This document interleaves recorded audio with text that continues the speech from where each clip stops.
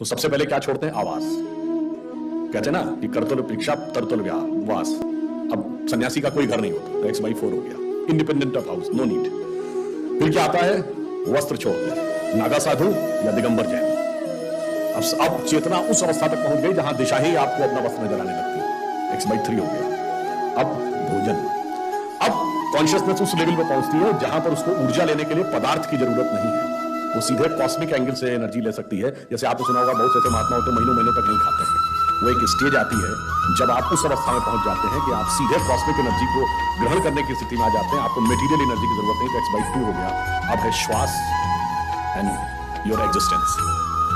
जब तक मेरी सांस चल रही है तब तक मैं हूं, पर जिस क्षण आप श्वास को भी नियंत्रण करने की क्षमता प्राप्त कर लेते हैं, your consciousness become independent of your breathing. मैं चाहूंगा तो मेरी सांस चलेगी, जब नहीं चाहूंगा तो सांस नहीं चलेगी, फिर चाहूंगा तो सांस चलने लगेगी। ये अवस्था होती है समाधि की अवस्था। तो आप x/1, x/1 is equal to x।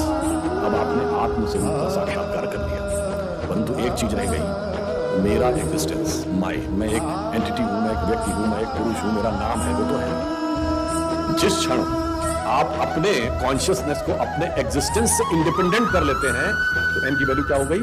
0। तो x divided by 0 is equal to infinity. तो अनंत की यात्रा शून्य से होकर जाती है, और हम अनंत खोज रहे थे, इसलिए हम शून्य को खोजने में सफल हुए। यह मूल कारण है कि हम भारतीय शून्य को क्यों खोज पाए।